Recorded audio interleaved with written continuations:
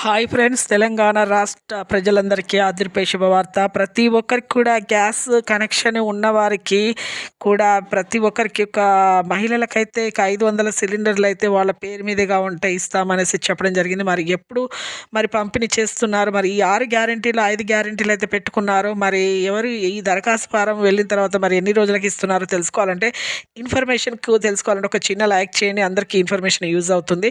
ఇక లేట్ చేయకుండా అయితే వీడియోలోకి అయితే వెళ్ళిపోదాం ఫ్రెండ్స్. ప్రతి ఒక్కరికి కూడా తెలంగాణలో రాష్ట్ర ప్రజలందరికీ గ్యాస్ కనెక్షన్ ఉన్నవారికి ఇక 500 రూపాయలకే సిలిండర్ అయితే ఇవ్వడం జరుగుతుంది.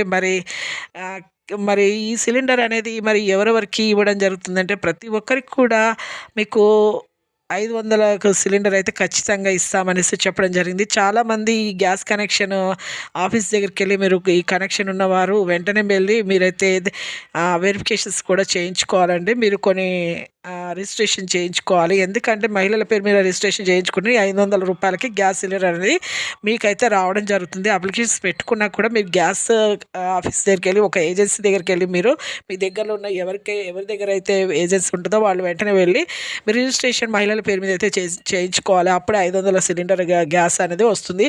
రాయితీలు అనేది మీరు పొందగలుగుతారు. లేకపోతే ఇంతకుముందు మనకు ఉజ్వల యోజన పథకం ద్వారా వచ్చే రాయితీలు కూడా మన ప్రధానమంత్రి మోడీ ఇచ్చిన ఉజ్వల యోజన పథకం ద్వారా మనకు సిలిండర్ 2 ఫ్రీ కూడా మీరు పొందలేకపోవడం కూడా జరగవచ్చు.